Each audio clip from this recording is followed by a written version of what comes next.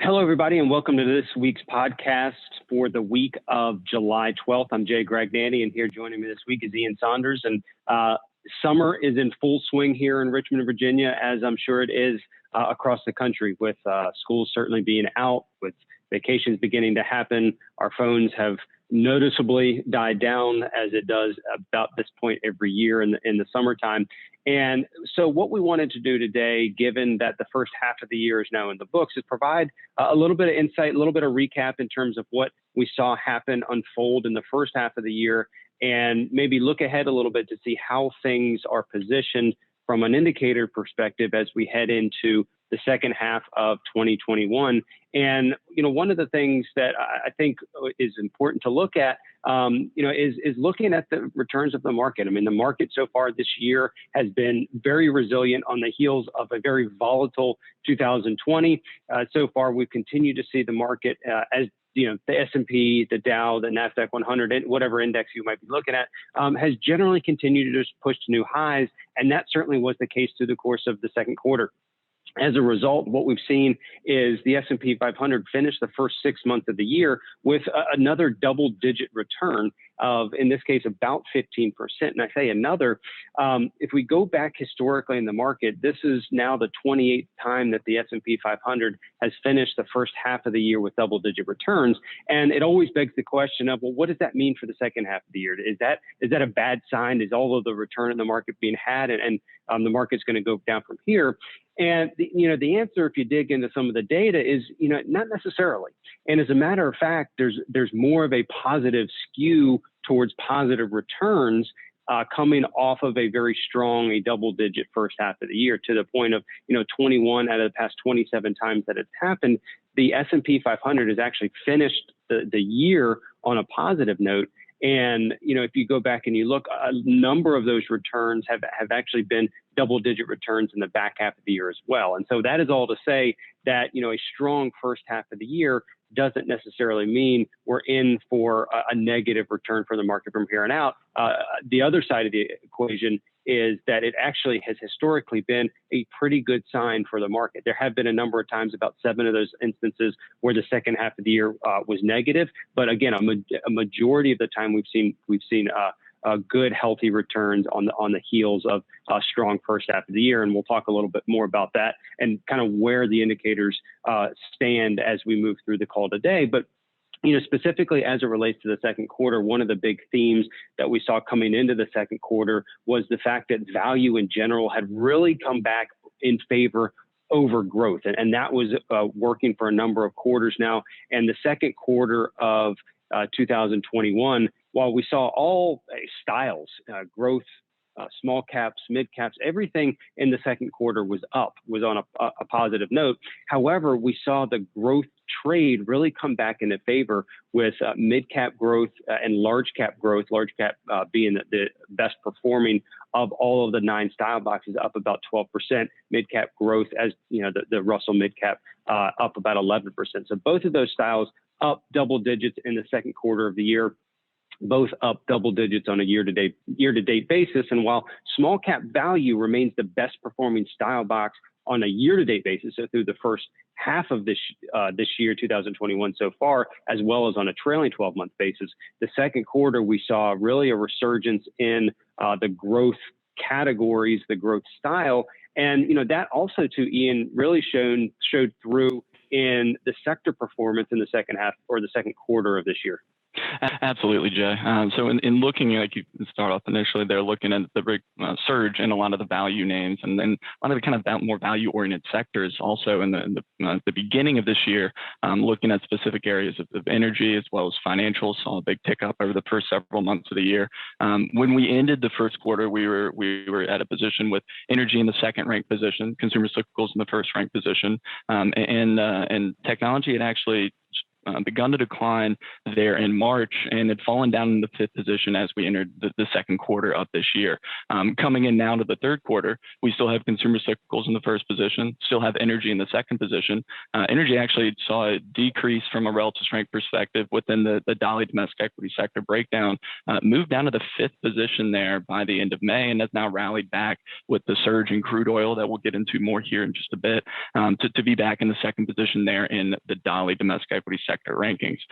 Technology has continued to tick down a bit more there through the month of April, fell down into the 6th position where it currently still sits. But we've seen a resurgence with some of these growth names moving back into favor, showing stronger performance over the course of the past month.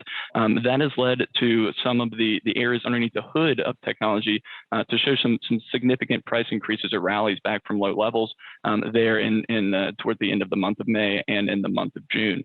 Looking specifically there at some of the subsector breakdowns, or at least at first at the broader spider sector funds, technology continues to trail many of the other representatives on a year-to-date basis, with energy still being the top performing of the spider sector funds there, ticker XLE, on a year-to-date basis. Financials and real estate have also shown some improvement there. Technology, though, is still trailing those on a year-to-date basis, but is the best performing of those fund representatives over a trailing 30-day time frame. So seeing that big pickup over the past month was initially led by many of the spaces in the semiconductor space. We saw those bullish those participation readings come back into favor, move higher, were some of the earlier within the technology area. And more recently, though, we've seen the software space, which is actually the bulk of the names in the technology sector, or many of the names there in the software area, have shown more recent participation with the software bullish percent reading, ticker BPECSOFT, on the platform, showing the highest level of any of the technology subsectors at a current reading of 58%.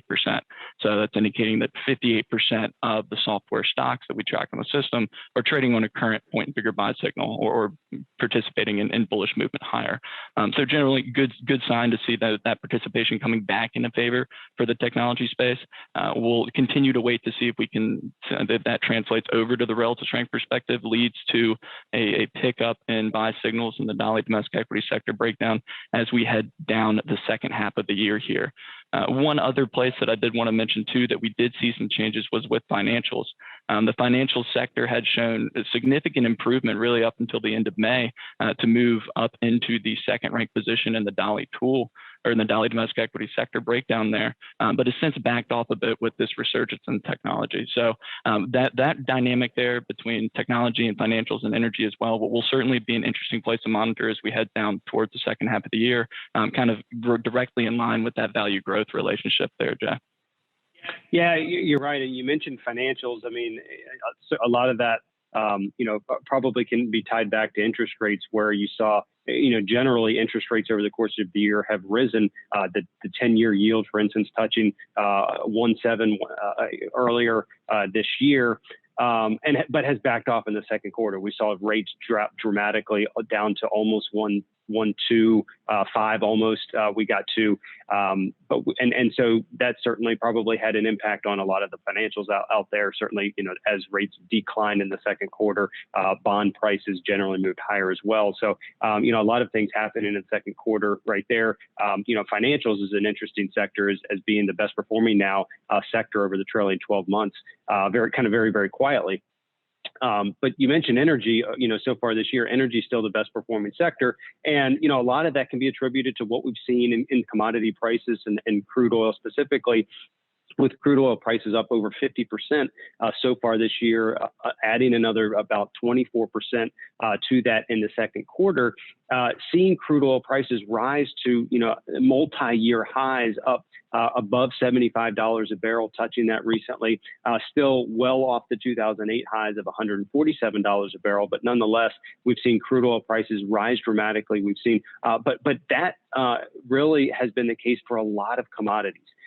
Commodities across the board have really seen broad participation in strength, and as a result, from energy prices to precious metals prices to industrial metals, copper, and the likes.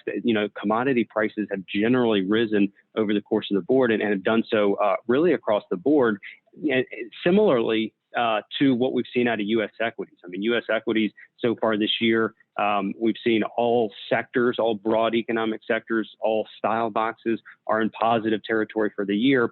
And that is a sign of just general broad participation across the equity market. That has led to U.S. equities being the strongest asset class for almost a year now. U.S. equities has been the top ranked, the number one ranked asset class. But the broad participation that we've seen too within commodities has caused commodities to move up to the second ranked asset class, having done so at the end of 2020, and has continued to pick up and gain participation as we've moved through the first half of 2021. So, a lot of positive signs, a lot of positive developments across the U.S. equity spectrum, as well as the commodity spectrum as we're heading into the second half of the year. But additionally, the strength of equities is not relegated or confined to just the U.S. equity market. While U.S. equities in general have carried the baton in terms of their leadership position, international equities have also done well. Absolutely. The international equities asset class continues to rank a bit lower than the commodity space there in the Dolly asset class breakdown. But we have seen some very kind of specific areas of strength within international equities. The story for much of this surge in a lot of the value-oriented areas has also seen a surge in the developed market space within international equities. Looking at the broader developed markets representative, ticker EFA, compared to the broader emerging markets representative, ticker EEM, you're seeing a substantial outperformance from developed markets on a year-to-date basis, with the developed markets up a little over 7% and emerging markets still positive, but up just under 2%. That spread has narrowed a bit over the course of the past month or so, though. We see slight losses for both developed and emerging markets over the course of the past 30 days. And really, they're looking at one of the big winners within the developed market space was European equities. Europe continues to rank very well across most of our relative strength rankings within the international breakdown. However, we've seen that space cool off a bit over the course of the past month. It's really kind of pulled back to more normalized trading levels from more overbought territory. So hasn't necessarily moved out of favor there yet, certainly not from a relative strength perspective. And we haven't seen that many of the funds kind of move to buy signals, but that will definitely be a place to see if we can hold some support levels and pop as we enter the third quarter. But within emerging markets, obviously the largest emerging market country there being China has continued to see weakness over the course of the past few months. But some other areas have shown some more recent strength, specifically looking at Brazil. Brazil in our broader Dorsey Wright kind of country index matrix ranking continues to rank in the bottom half out of the 43 countries, but it's the top ranked country in the bottom half. So it's just one spot out of the top half of those rankings. And it's showing near-term relative strength, and there's positive near-term relative strength against every other member, all other 42 other members of that ranking. So it's shown some significant outperformance over the course of the past several weeks. A little bit of a pullback over the course of the past week or so with some negative political moves coming out of Brazil, but it was also in pretty heavily overbought territory. So fund representative could look towards ticker EWZ, pulled back in a slightly oversold territory there, up a little over 1% with movement today. We'll see if that can continue to move higher and get some near-term support offered in there. And then also within emerging markets, Mexico has shown more consistent improvement over the course of the past several months, really dating back to March of this year. Also consolidated a bit over the course of the past week or so, but definitely another place to potentially look towards. Mexico does rank in the top half of our country index matrix rankings. So a couple places to look there in emerging markets, more kind of diamonds in the rough versus a broader area that still trails the developed market space a little bit there, Jay. Yeah, it's interesting to see some strength out of South America. Brazil specifically. Very interesting to see that unfold. And really, there's a lot of the landscape across the countries, especially in the second quarter, that we saw do well, and even year to date to some extent across the globe, A lot of them, not all of them, but a lot of them have certainly ties to energy production. Brazil and being right there in the list of being an energy dependent economy, energy heavy, I should say, economy as well. And then in the developed world, Canada is another one of those that we've seen, obviously very energy heavy there, has done well so far over the course of the year too. So, with that said, as we kind of think about, talking about international equities for a minute, one of the things, and commodities is too, one of the big tailwinds that both of those areas, commodities and international equities, have enjoyed over the course of the year and really the past, probably about 12 months now, is a generally weak U.S. dollar. And, the U.S. dollar has been in a long-term negative trend and still remains in a long-term negative trend. But for the course of this year, it's really been consolidating down in the low 90s. We've seen a pretty important near-term breakout for the U.S. dollar. If you look at a quarter point chart on the point figure chart, that has moved as we ended the second quarter, moved back into a near-term positive trend. Still has a little bit of resistance in the 93.25 and even up in the 94.5 area, but has given a near-term buy signal, moved back into a positive trend, on the verge of giving a second consecutive buy signal. And so that will be certainly something to watch as we move through into the second half of the year. Is, a weak dollar, it provides typically a tailwind, or is a good thing for non-U.S. equities as well as commodities. A strong dollar, it provides the opposite. It doesn't mean that those areas can't do well, but they tend to fight an uphill battle as if the dollar begins to move up in a very meaningful way.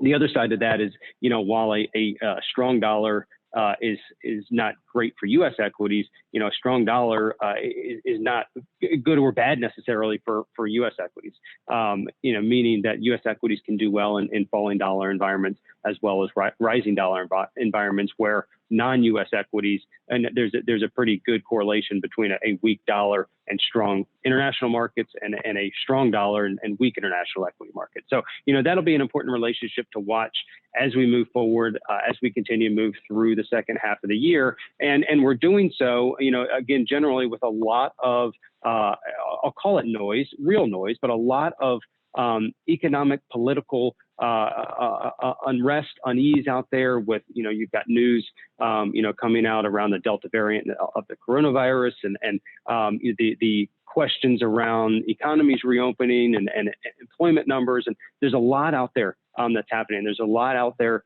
that many investors are keeping an eye on. And that's why it's so important to have a roadmap, to have a game plan, to have a beacon of light to be able to help navigate our investments. And as we move through the second half of the year, we look very objectively at the markets and say U.S. equities is the number one ranked asset class. Commodities and international are still up there in the top half of the asset class rankings.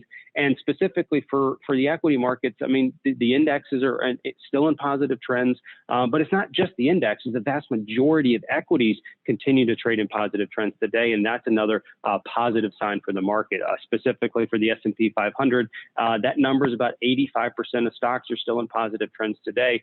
Historically, anything above 50 is seen to be a positive sign for the equity market. So, that certainly is the case today. That's the backdrop that we're entering the second half of the year in, and using those indicators to help guide those investments as we move through the second half of the year is going to continually be, important, maybe even more so important as there's still a lot of uncertainty out there around the economic landscape. So, Ian, with that said, thank you for joining us this week. Thank you all for listening to us. If there's anything we can do to help you, please don't hesitate to reach out to us. Our phone number, 804-320-8511. We can also be reached at email, dwa@DorseyWright.com. So thank you all for taking the time to join us this week, and we look forward to talking to you next week.